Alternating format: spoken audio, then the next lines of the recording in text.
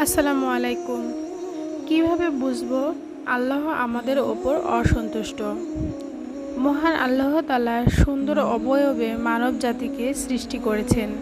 আল্লাহ বলেন, আমি সৃষ্টি করেছি মানুষকে সুন্দরতর অবয়বে। বান্দার ওপর তার সৃষ্টিকর্তা যদি অসন্তোষ থাকেন, তাহলে তার ক্ষতি অনিবার্য।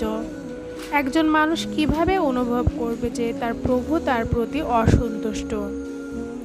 কাউকে সুনির্দিষ্টভাবে কথা বলা যাবে না যে আল্লাহ তোমার প্রতি অসন্তুষ্ট অথবা আল্লাহ তোমাকে ভালোবাসেন না, কারণ এ ব্যাপারে প্রকৃত ইলম একমাত্র আল্লাহর।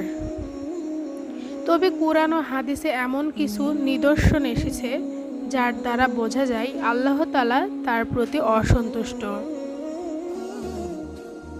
নাম্বার 1, নির্দয় হওয়া। অন্তর কঠোর হওয়া ও মানুষের প্রতি নির্দয় হওয়া, আপনজনের সঙ্গে মন্দ আচরণ করা। আর আল্লাহ যখন কোনো বান্দার ওপর রাগান্বিত হন, তখন তার দিল থেকে দয়া উঠিয়ে নেন। আয়েশা রাদিয়াল্লাহু আনহা থেকে বর্ণিত, রাসূল সাল্লাল্লাহু আলাইহি সাল্লাম বলেন, হে আয়েশা, তুমি কখনো আমাকে অশালীন দেখেছো? কিয়ামতের দিন আল্লাহর কাছে মর্যাদার দিক দিয়ে মানুষের মধ্যে সবচেয়ে নিকৃষ্ট সেই ব্যক্তি, তার অনিষ্টের কারণে মানুষ তাকে ত্যাগ করে। সহিহ বুখারী, হাদিস 6032। নাম্বার 2, বরকত উঠিয়ে নেন। আল্লাহ তাআলা যখন কারোর প্রতি অসন্তুষ্ট হন, তখন তার জীবন থেকে বরকত উঠিয়ে নেন এবং তার উপর বিভিন্ন ধরনের শত্রু নিয়োজিত করে দেন। আল্লাহ বলেন, আমি প্রত্যেককেই তার অপরাধের কারণে পাকড়াও করেছি। তাদের কারো প্রতি প্রেরণ করেছি প্রস্তর সহ প্রচণ্ড বাতাস। কাউকে পেয়েছে বর্জ্যপ্রাত, কাউকে আমি বিলীন করেছি ভূগর্ভে এবং কাউকে করেছি নিমজ্জিত।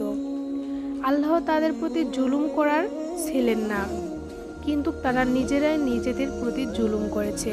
সূরা আনকাবুত আয়াত 40। নাম্বার 3, যে কোনো মুসিবতে অসন্তুষ্টি প্রকাশ করা।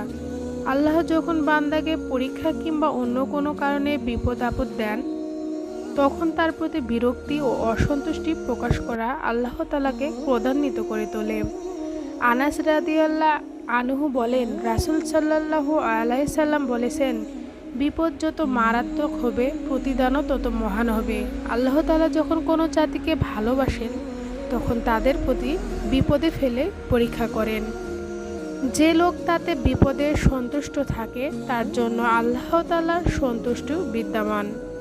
আর যে ব্যক্তি তাতে অসন্তুষ্ট হয়, তার জন্য আল্লাহ তাআলার অসন্তুষ্টি বিদ্যমান। সুনানে তিরমিজি। নাম্বার 4, আল্লাহর কাছে প্রার্থনা না করা। আল্লাহ তাআলা চান তার বান্দা তার কাছে প্রার্থনা করুক। আল্লাহ বলেন, আর তোমাদের রব বলেছেন, তোমরা আমাকে ডাকো, আমি তোমাদের ডাকে সাড়া দেব। নিশ্চয় যারা অহংকার বসে আমার ইবাদত থেকে বিমুখ থাকে, তারা অচিরে জাহান্নামে প্রবেশ করবে লাঞ্ছিত হয়ে। সূরা গাফির আয়াত 60। আবু হুরাইরা রাদিয়াল্লাহু আনহু বলেন, রাসূল সাল্লাল্লাহু আলাইহি সাল্লাম বলেছেন, আল্লাহ তাআলার কাছে যে ব্যক্তি প্রার্থনা করে না, আল্লাহ তাআলা তার ওপর অসন্তুষ্ট হন। তিরমিজি, হাদিস নম্বর 3373। নাম্বার 5, অহংকারী হওয়া, সত্যকে গোপন করা, অন্যকে ছোট করার মানসিকতা থাকা। মানুষের মধ্যে প্রসিদ্ধি লাভ করার প্রচণ্ড আকাঙ্ক্ষা থাকা, যার ফলে সে ভালো কাজ করে লোক দেখানো ও খ্যাতি লাভের জন্য তার চাওয়া পাওয়া একমাত্র তার প্রবৃত্তিকে পূরণ করা। তার প্রবৃত্তি তার প্রভু হয়ে যায়। পরকাল থেকে সম্পূর্ণ থাকে সে উদাসীন। আল্লাহ তাআলা বলেন, নিঃসন্দেহে আল্লাহ তাদের গোপন ও প্রকাশ্য যাবতীয় বিষয়ে অবগত। নিশ্চয় তিনি অহংকারীদের পছন্দ করেন না। সূরা নাহল আয়াত 23। নাম্বার 6, নিয়ামত অস্বীকার করা। প্রতিটি বান্দার ওপর দিন রাত 24 ঘন্টা আল্লাহ তাআলার হাজারো নিয়ামত বর্ষিত হচ্ছে, কিন্তু যারা অকৃতজ্ঞ, তারা আল্লাহর অফুরন্ত নিয়ামত পেয়েও তা অস্বীকার করে। আল্লাহ তাদের প্রতি অসন্তুষ্ট হন। আল্লাহ বলেন, যদি তোমরা অস্বীকার করো, তাহলে আল্লাহ তোমাদের থেকে বেপরোয়া। তিনি তার বান্দাদের কাফির হয়ে পড়া পছন্দ করেন না। পক্ষান্তরে যদি তোমরা কৃতজ্ঞ হও তবে তিনি তোমাদের জন্য তা পছন্দ করেন। সূরা জুমার আয়াত নম্বর 7। নাম্বার 7, খেয়ানত করা। কথা ও কাজে যখন আপনি খেয়ানত করবেন তখন বুঝবেন যে আল্লাহ তাআলা আপনার ওপর অসন্তুষ্ট, তাই আপনি আপনার জীবনে খেয়ানত করে চলেছেন। আল্লাহ বলেন, আর যারা নিজেদের সঙ্গে খেয়ানত করে তুমি তাদের পক্ষে বিতর্ক করো না। নিশ্চয় আল্লাহ কোনো খেয়ানতকারী ও পাপিষ্ঠকে পছন্দ করেন না। সূরা নিসা আয়াত 107। নাম্বার 8, সীমা লঙ্ঘন করা। যে কোনো কাজে মধ্যম পন্থা অবলম্বন করা, কোনো ক্ষেত্রে প্রান্তিকতা না করা, বাড়াবাড়িও করবে না, আবার শিথিলতা করবে না। আল্লাহ তাআলা বলেন, আর যারা তোমাদের বিরুদ্ধে যুদ্ধ করে তোমরাও আল্লাহর পক্ষে তাদের বিরুদ্ধে যুদ্ধ করো, কিন্তু সীমা লঙ্ঘন করো না। নিশ্চয় আল্লাহ সীমা লঙ্ঘনকারীদের ভালোবাসেন না।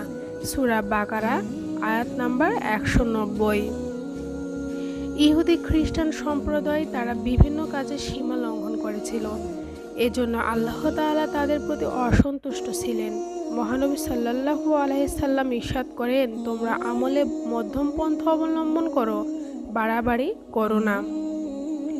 সকাল সন্ধ্যায় ইবাদতের জন্য বের হয়ে পড়ো এবং রাতের কিছু অংশেও তোমরা অবশ্যই পরিমিতি রক্ষা করো, তাহলে গন্তব্যে পৌঁছতে পারবে। সহিহ বুখারী হাদিস নম্বর 6463। আল্লাহ তাআলা আমাদের সকল কাজে শুকরিয়া আদায় তৌফিক দান করুন। আমিন।